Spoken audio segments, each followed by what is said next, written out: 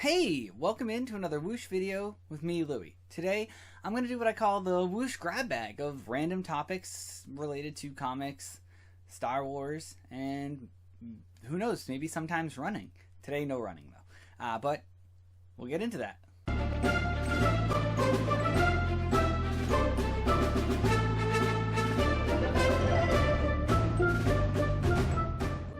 So, on today's Whoosh grab bag, I thought I would talk about a few things. One, it would feel irresponsible of me not to talk about the current issues going on with CGC and the potential Bendgate, Banana Gate, whatever you want to call it. Basically, CGC is having an issue where their inner well is warping and bending the books inside of the case after they've been graded, which can cause some damage to the books and result in a lower grade than what's actually printed on the label. That to me is yet another CGC issue that kind of erodes some of the trust in them. And one of the issues that they're having is PSA is debuting comic book grading next year. CBCS upgraded their labels. And the competition seems to be getting tougher in the comic grading community. CGC still happens to be the flag bearer and the market setter. So if you're selling a book as of now, CGC is still your best option. The most money you'll get is from a CGC label as opposed to a CBCS. PGX, I don't even think most people value those as basically graded at this point, unfortunately. And that's not to disparage them. I have a PGX book myself. But they're just not viewed the same. And CGC is. However, they still have that issue where they continue to have problems guaranteeing the grades on there. And when you're like the certified guaranteed company, or the collectible guaranteed company, basically guaranteed is in their title. That's a problem. That's a problem when your guarantee no longer holds weight. And I think that's something CGC really needs to address, whether it was Reholder Gate last year where it was found out that somebody was sending in books for Reholder that were lower grade, incomplete former green label books, and they were coming back blue label and then getting sold for the blue label prices, whether that was that they were a Mark Jeweler but not a Mark Jeweler, and they were sending them in saying the Mark Jeweler wasn't labeled on it and they had just slipped in a Mark Jeweler variant, which for anyone who doesn't know, let me take a step back. Mark Jeweler variants were sold, I believe, in like the 70s and 80s close by army bases, and they included a Mark Jeweler's insert for the service members to buy jewelry, and they were very, very, very tough to get in high grades because they're sold their service bases. The idea was that soldiers would buy them, they'd travel with them, and the more you travel with the book, the more you handle the book, the less likely it is to stay in a good shape. So they were slipping in these books that were lower grade into a 9.8, a 9.6 case, and they were getting them reholdered with the 9.8, the 9.6, even though the book might have been an 8.0, an 8.5, somewhere in that range. Any range, honestly. I mean, you have to be smart and understand within limits. Like, you couldn't slip in a 4.0 into a 9.8 and be like, oh, this was holdered wrong. They're clearly going to see that it was, so it had to be somewhere in the higher echelon of the books. Anyway. But the problem was, especially for Mark Jewelers, those books go for banana amounts. Like, they're just crazy, crazy high. So that became a problem when people who specifically collect those were noticing these books started to pop up that weren't there, that shouldn't have been there, and it created a whole big issue, which is understandable. But now we have what they're calling Banana Gate, Bendgate, where that inner well is just warping the books. And that's a problem too, because you want that book to be what they said it was. So, yet again, 2 years in a row now-ish, CGC has issues that kind of stunt their credibility with the community. So, I wanted to bring that up. And speaking of CGC, we're seeing on the market a lot more CGC 9.9s. And the values of those are going astronomical. But, and this isn't to tell you what to do with your money by any means, this is not financial recommendations or anything. Look at a 9.8, look at a 9.9. Tell me if you can see the difference really in them. And then look at the the cost of a 9.8 now versus the cost of a 9.9, and tell me if it's worth that price difference. Also, think of this. The 9.9 might be one of 5 right now, but it could also become one of 20. And the value you just paid, gone. So just be careful. I feel like I'm seeing a lot more 9.9s in the community, maybe even some 10s now, that CGC has kind of mentioned they might offer a 9.9 pre-screen, which is likely going to flood the market with even more 9.9. So all I'm saying is be careful if you're purchasing 9.9s right now. Just be careful, because I would hate to see anybody who watches my channel, and as someone who has championed graded comic books before on here, shown off unboxings, talked about how much I love getting that grade that tells me, like, this is what I'm guaranteed to get from this book. Just know that chances are the current market for them might not hold, and I would hate to see people lose money on something that I've come on here and hyped up and kind of pumped up a lot. So just be careful. The 9.9s, I just feel like I'm seeing a lot of them, so I just wanted to kind of talk about it for a second. And just, yeah, like I said, just be careful with how you're spending your money, because to me, a 9.8 is probably going to cost you thousands less and look just as nice, especially put up in a display. So I'm perfectly fine getting a 9.8. I've shown off my collection here before. Some of them, I'm looking at my wall right now, and I showed it off from Terrificon. My Fantastic Four number 46 is a 2.5. Display is absolutely amazing. It means the world to me to have the book in my collection, and I didn't have to overpay to get the book. So just something to consider. I know having a nice high grade shiny copy of the book is great, but maybe it's not worth it. I don't know. It's a personal decision, but I'm just giving my own opinion. So I feel like that's enough on graded books in the CGC. Let's jump into some fun topics like comics, Marvel related stuff.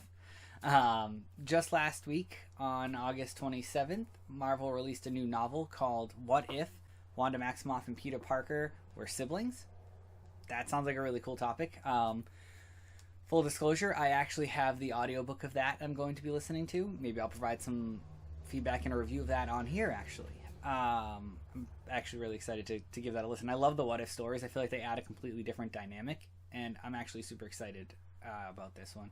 They're doing an upcoming Venom What If, and they've already released a What If Loki Was Worthy book. So if you're interested in reading books and you want to actually, like, or maybe take in an audiobook and listen to some Marvel stuff via an audiobook, that book is out, and the Loki and the Wanda are out right now, where you can pick them up from Audible or wherever you might stream your books from. So definitely go check those out.